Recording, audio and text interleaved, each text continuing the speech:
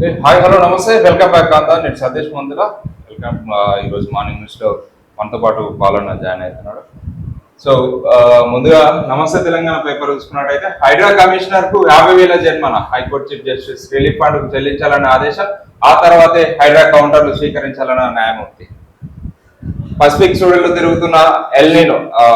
సూడిలో తిరుగుతున్న super El Niño అత్యంత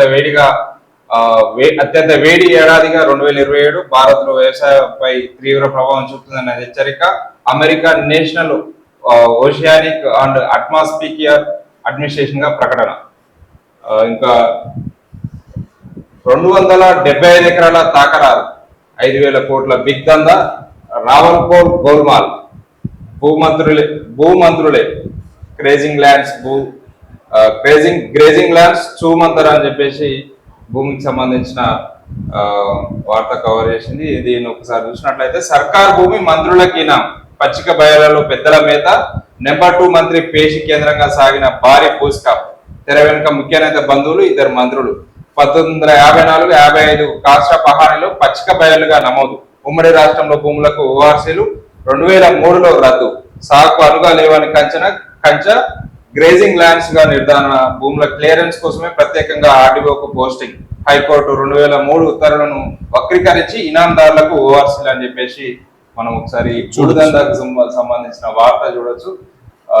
275 ఎకరాలు తాకారు, 5,000 కోట్ల బిగ్ దందా అంట. మరి ఆ మంత్రులు ఎవరు? మంత్రుల వాస్తవానికి ఫస్ట్ నుంచి కూడా కాంగ్రెస్ పార్టీ అధికారంలోకి వచ్చిన కాంచి కూడా ఈ మంత్రులపై అనేక ఆరోపణలు వస్తున్నాయి. గమనిస్తుంటే గడిచిన ఈ 2.5 సంవత్సరాల కాలంలో కూడా ఈ ఎవరైతే మంత్రులు ఉన్నారో, ముఖ్యంగా ఖమ్మం జిల్లాకు సంబంధించిన మంత్రుల మీద మాత్రం ఆరోపణలు, ఈ మంత్రుల భూదందాలు అనేది మనకు కనిపిస్తుంది.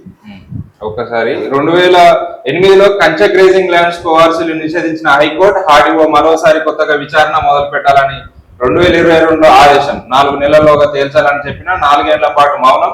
1993 నాటి ఫైల్ తెరిచి 275 ఎకరాల స్వాహక ప్రభుత్వ పెద్దల స్కెచ్. రిటైర్మెంట్ కు 3 రోజుల ముందు ప్రొసీడింగ్స్ జారీ చేసిన ఆర్డీఓ అడుగడుగున నిబంధనలను ఉల్లంఘించి ఓఆర్సీలు ఇచ్చిన రాజేష్ కుమార్. ఫిబ్రవరిలో రిజర్వ్ ఫర్ ఆర్డర్ చేసి మళ్ళీ 3 నెలల తర్వాత విచారణ.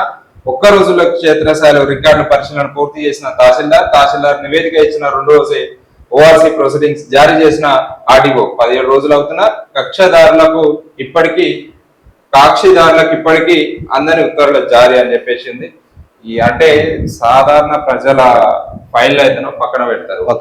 తహసీల్దార్ ఒకటే రోజుల కంప్లీట్ చేసిన దానికి సంబంధించిన వాళ్ళ చేతిలో ఉంది కాబట్టి వాళ్ళకి చెల్తుంది. కానీ సామాన్య ప్రజలకు మాత్రం ఆఫీసుల చుట్టూ తిప్పుతా ఉంటారు. 1 నెలలు గడిచిన కొద్దీ ఫైళ్లు మాత్రం కథలో వాళ్ళ పనులు అసలే కావు.